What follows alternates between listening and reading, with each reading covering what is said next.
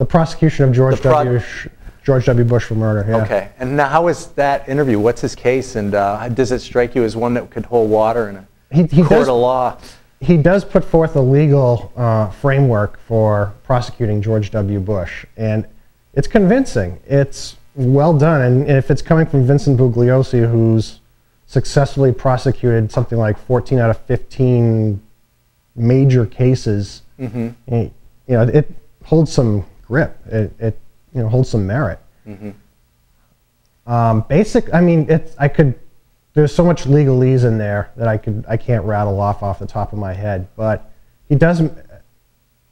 I think even if the book wasn't written, I think there still would have been a good case for his prosecution, because the evidence out there is just, you know, it's there for everybody to see.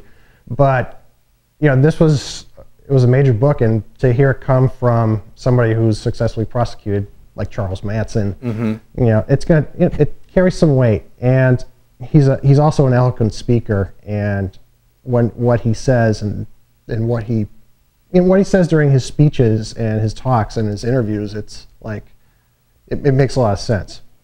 I don't know if it could.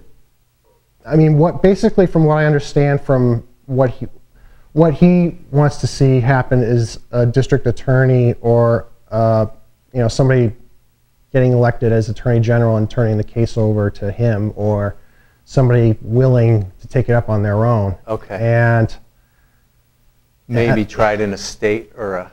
Yeah, something through that. And as you can see, they tried, you know, Charlotte Dennett. She was a progressive candidate for attorney general. In Vermont, right. In Vermont, and... Did he tour with her a little bit? Yes. Yeah. Yes, he did. I know that they both came to Brattleboro, and they were also in Burlington, and I don't know if they're in Montpelier, but they're definitely in those two cities. And yeah, so that's pretty much where we're at right now. And I know that he also sent, you know, over 1,000 copies to all the DAs around the country to see if that wowould, you know, light a fire. And so far, not yet. And then down south? Yeah, with the exception of that guy down south, yeah. Was it in Marlboro and two towns in Vermont passed resolutions saying if George W. is in the city limits, he'll be arrested. Yeah. So he hasn't been here. We're the only state he hasn't visited in years. So when's Barack coming? We'll see him by sugaring season, or we got to get him up here, huh? Yeah, I doubt he'll come, but nah? Well, I know that there was this report on. I know that. Did you hear that story about the Burlington AM reporter who was at a White House press briefing and asked? No. This guy was, I forgot what radio station in Burlington, but he was at a press briefing in the White House. Dana Perino was there and everything, and asked that Vermont is the only state that he hasn't visited yet. And there was some chuckles in the background. He said, with the exception of Brattleboro and Marlboro, does George W. Bush plan to visit Vermont before he leaves office? Right. And she just said, I'll just get back to you on that. Okay. We'll see Barack, though. Yeah. I think he's committed. Let's see. There's I guess we mentioned Brattleboro, so let's look at iBrattleboro. Sure. It is a citizen journalism. I can't say blog, right? It's how is that structured, and how is it different from a blog? Well, I know that what is its mission? I know that the founders, Chris Grotke and Lisa LePage, the mission behind iBrattleboro, one of the reasons why they put it forth is for citizens to actually report the news, and whether it be stuff happening in the community, whether it be, it's for a variety of reasons, for covering select board meetings, for covering parades, or covering other kinds of events that are happening in Brattleboro, that stuff that the Brattleboro reformer may miss.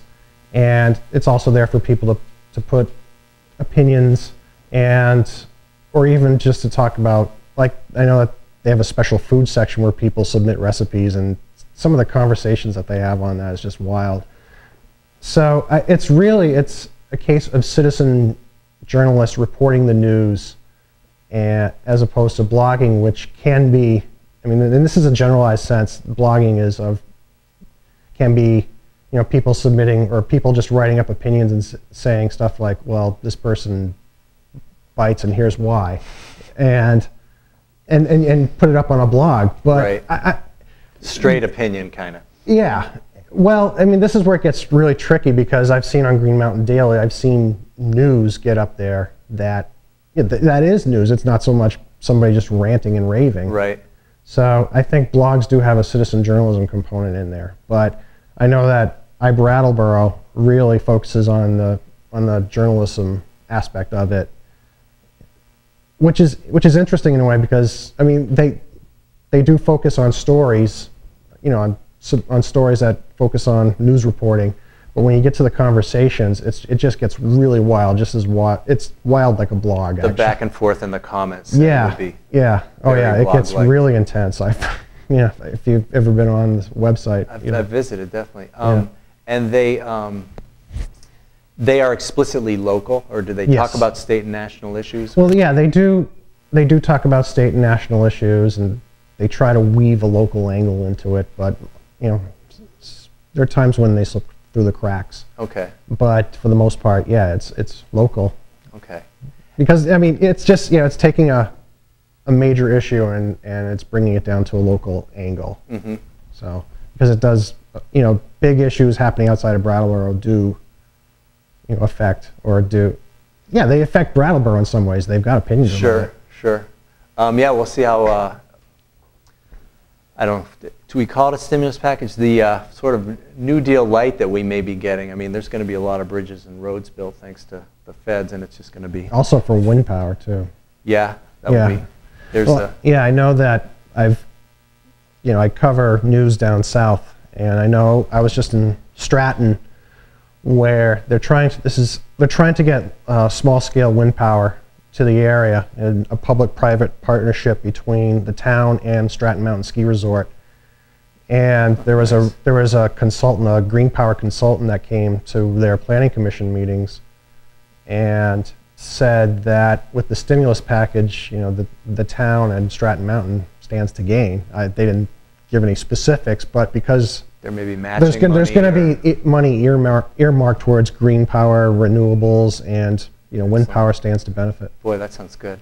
Now, thinking in getting that through on the state level, Douglas is opposed to wind power for aesthetic reasons. Would he have any sort of way of blocking that, or that I don't know. Would sort of happen outside? From what I understand, not unless if it's legislation. Okay.